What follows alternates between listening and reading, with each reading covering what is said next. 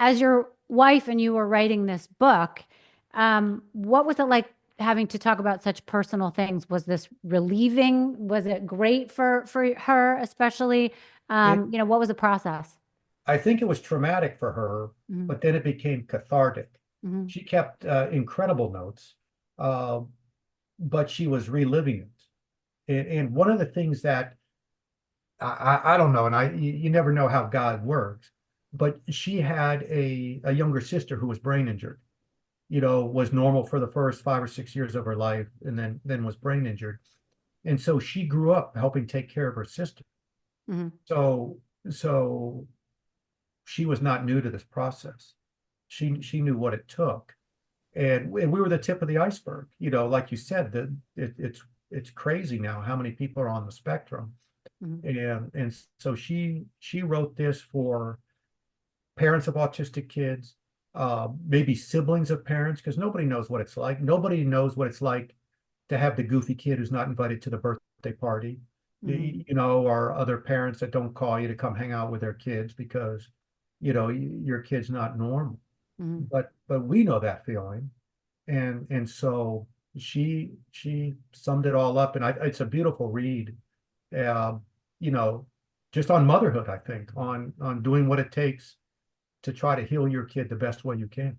Right. And not giving up. Yeah. It's amazing, leaving no stone unturned. Um, so, what are some of the key takeaways from the book that you hope will change the way that people think about autism and education? Well, the book's called Educating Marston because that's Mhm. our son. And then we knew early on that he just wasn't going to go to school. So we got him ready for life. And so, your kid goes to college. He may in the back of his mind know how to wash his clothes and make his bed. But, with autistic kids, a lot of that stuff has to be taught, and so we started teaching him, you know, aspects of living that you don't have to teach most kids. But Right. I think the takeaway from the book is perseverance, that autism is a disease. It's something that, we believe, or I believe, can be managed, just like arthritis is inflammation of the joints, that this is inflammation of the brain, and Right. it can be treated and made better. And then evaluate every therapy, and at 2 months, if you don't see a clear-cut benefit, move on, Mm. because not everybody's the same. And she wrote a book that is like a manual for, what to try and how to do it and what the reason behind it is. With, like I said, you don't even have to read the book. You can just look at the end of every chapter, there's a reference section on phone numbers and websites and how to find the people that do that type of therapy. Right. Right. Well, I encourage everyone to read it. Educating Marston, a mother and son's journey through autism. If people want to reach out to you to come to your clinic to talk to you, how can they reach you? Northfloridastemcells.com. And I think there's a patient intake thing, but I talk to every patient, everybody who is really deciding. I think I still want to be Dr. Weiss. I don't want to be a treatment mill. I want you to have my cell phone number. You call me. I go over the pros and cons. And if you want to bring your child here, I'm more than happy to do it. I'm the one that does it. Uh, the parents can be in the room. We offer sedation because a lot of kids are scared.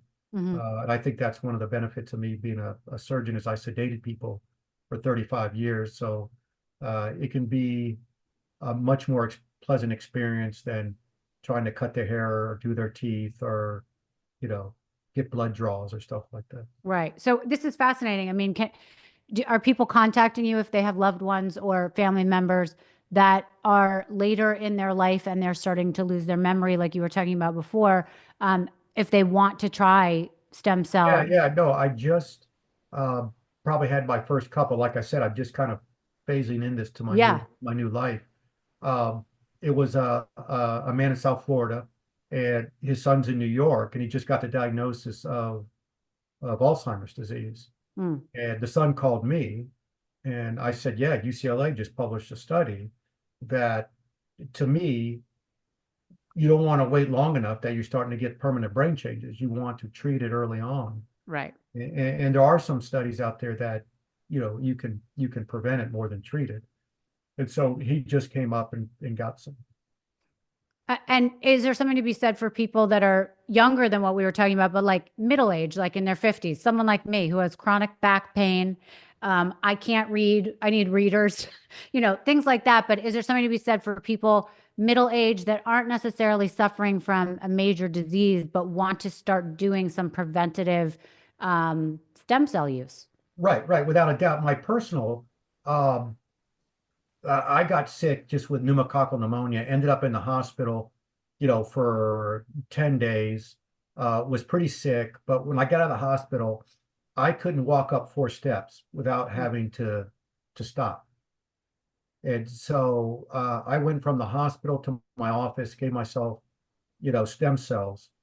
And within 2 weeks, I was walking 3 miles. And I got better so quickly that the hospital wouldn't let me operate. They said, no, you were just in the hospital. You have to take 6 weeks off and then come back to us. Wow. And Wow. so, And uh, I guess the last question that we started to talk about, but what is covered by insurance then relating if to you stem if cells? you have a known disease where stem cells are the known therapy and it's FDA approved, it'll be covered. The Got it. pediatric lymphomas, leukemia, something called inborn errors of metabolism. But yeah, anti-aging in the 50s, without a doubt, especially former athletes and stuff, because people that have gotten injured, whether it be Mm, car accidents or on the playing field, they use their bank up quicker. They're physiologically older. right. Right. But if somebody has to pay out of pocket, I would assume this is a very expensive treatment. It is expensive. The product's expensive. Mhm. And that's because, right now, even if you make it past the intake, 4 out of every 10 samples are still being thrown away due Oh, to things we find in the blood, genetic abnormalities. These have to be very pure cells because we're giving them to somebody else. right. And so the company has to process them and freeze them within 48 hours. Well, it takes 2 weeks to get the hepatitis A, B, and C, the HIV, the human T-cell leukemia virus, Zinco, West Nile, CMV, Chagas, all that stuff is tested for, plus the histories, the genetic histories of the mother and the father. Mhm. And, you know, there's stuff that, if you've been out of the United States within 2 years, if you had a recent tattoo, there's things that pop up that we don't know about. And so the company has invested in preserving those cells just to throw them away because they fail on the back end. Right. Right. And what are the studies that have anything to do with cancer? That is not my specialty, Okay. but uh, in umbilical cord blood, there's a cell called a natural killer cell. And I don't know if you know what a natural killer cell is. Mm, That's part of our immune system that just has the ability to recognize kind of virally infected cells as well as malignant cells. Supposedly, you and I are forming malignant cells every day of our lives. And we have these natural killer cells that recognize them and kill them, recognize them and kill them all day long. But as you age, your immune system weakens, you lose your natural killer cells, and you know that's how cancers grow and form. right. So people are looking at the natural killer cells. Um, the one way, which is not that way that people look at it, is they give you enough chemotherapy to like kill every blood cell in your body. So Mhm. kills everything in your bone marrow, and then they are able to reconstitute a whole new immune system with umbilical cord blood. Mhm. But those people need to be on lifelong human immune suppression. It's like having a transplant as opposed to being healed. Right. Right. But there Um, are people looking at it. right. My last question is about Marston. I can't believe the, what he's doing now and capable of. It's so fascinating. Will he continue every so often, once a year, whatever it is, to do more of the stem cells to keep him on the level he is now? Like, what do you see for his future with that? The Duke study showed that it was a one-time study, but the gains plateaued at 6 months, but never went away. So you can Wow. stair step up, because what we're promoting is new growth in the brain. Mhm. And if there's not an ongoing inflammatory hit, whatever that inflammation that caused it, your brain hopefully can heal all the way, or at least part of the way. Right. But my son has a cognitive issue as well, and it's the only thing you can give somebody that's ever been shown to grow new brain cells. So once a year, I give it to him just to kind of drive executive function and kind of IQ to say it on a, just so, because right now he works at BJ's wholesale club, Okay. and he first of all, he just got to carts, and now he's graduated to stocking, and he works very hard.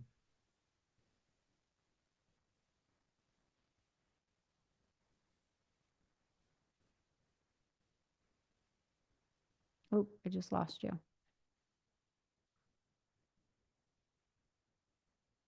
George? And graduate from college. Oh, there you are. Sorry, I lost you for 1 second. Okay, Can you see me? I can see you. Okay, yeah, I just lost your audio for a second there. Um, well, I mean, you were talking before and it made me think. So could people that are suffering from Tourette's syndrome even try it? Have studies been done on that? There has been a study done on it, and it was kind of wishy-washy. Hmm. Um, the biggest issue with Tourette's is, you don't die from it. I mean, the most common cause of death for somebody with autism is drowning. And that's because they don't have fear of the water. They don't have fears of cars. They get hit by cars, they drown Oh. at a significant rate. And so that's why we had these brains to take a look at. Um, Tourette's, um, I kind of looked at it and said, just from understanding the physiology, that it looked like it might be beneficial. Mhm. But there's been no kind of major studies done, Right. just because we don't have a good understanding. But I believe any neurologic disorder, could potentially benefit, and eventually we'll get down to looking at Tourette's.